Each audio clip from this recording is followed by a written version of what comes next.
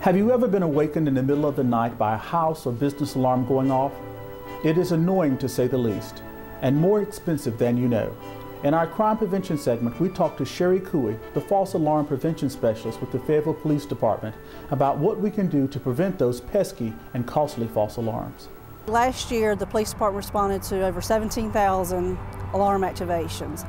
198 of those were valid alarms. The rest were false alarms. So we have probably over a 98% false alarm rate. You're talking about tying up police time. We probably spent, this is a very rough conservative estimate, over $700,000 last year responding to false alarm activations.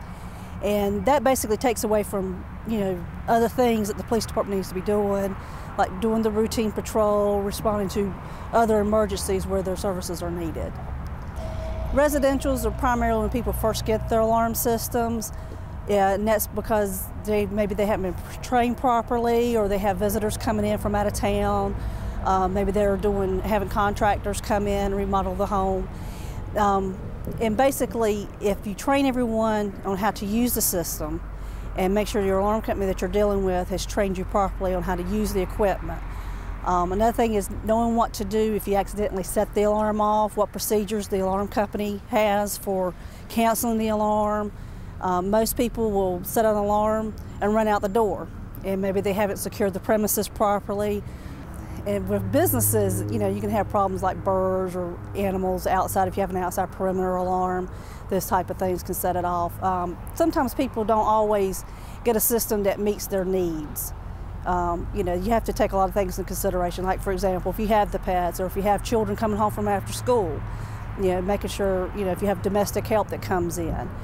And even if you have someone that's going to be working in your home temporarily, it's a good idea to check with your alarm company, see if they use temporary codes, give you that option so they're not constantly setting off the alarm system. And same thing goes for people that are selling their homes or have realtors coming in and don't know how to use the system properly. Next thing you know, the homeowner has wound up with a fine, even if they're not staying in the home. Churches, they're very trusting with their keys and allowing people to come in and out of facilities. You would be surprised that that's probably my main problem children when it comes to setting off false alarms. Basic thing is, if you give them a key, give them a code, or at least a temporary code. Have regular training sessions. Especially if you're a retail or fast food outlet that uses an alarm system, it's a good idea to do that on a regular basis, once a month. Checking your batteries, and this goes for business or residential. An electrical storm or a lightning storm should not set off your alarm system. If your alarm's going off because of a power outage, it means your battery's low, and therefore you need to get it fixed. You need to get your batteries replaced. It should have at least a 4-hour time frame, to power up in the event there's a power outage. We actually have a very lenient ordinance. We allow you for 6 false alarm responses per calendar year from January through December. The 7th one, you're going to incur a fine, and the fine escalates. The first 7 through 10 responses are $50 each. 11 through 14 are $100 each. 15 more are $200 each. We try to work with people as much as we can, but the idea is to make sure you're responsible for the system, because we want the system to do its job and work for you. It's not doing any good if it's constantly going off and bothering the neighbors, tying up police officers, and of course bothering you with the fact you have to pull money out of your pocket to pay a fine. Well, we're a member of the False Alarm Reduction Association. We do have this link on our police website. We have our website that tells you about the Fayetteville's alarm ordinance, and then we also have a link to the False Alarm Reduction Association. They have a whole variety of guides, manuals, and brochures that you can download, print off, use them for training. If you're a business or a church or any kind of facility that has multiple people using an alarm system, it's a good idea to download it and do a little training with your people so they know what to do. It's a good idea to also, at least once or twice a year, if you do your spring or fall cleaning, to check your system. That's a good time to maybe talk to your alarm company about doing a service. See if you need to have your sensors checked, see if the batteries are in good order.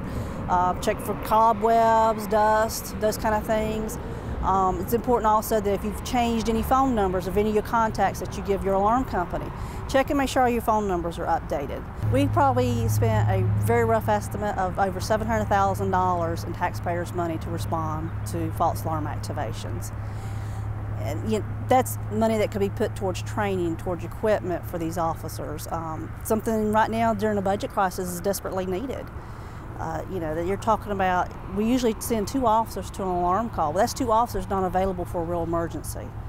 So it not only takes away from those who have alarm systems, it takes away from those who can't afford them. You may have a senior citizen on a fixed income who maybe living in a bad neighborhood that would like to have that extra patrol. Instead, they're going to an alarm activation because somebody didn't put their dog up or left balloons floating around after the kid's birthday party. It's really to everyone's benefit for everyone to be responsible for their alarm system.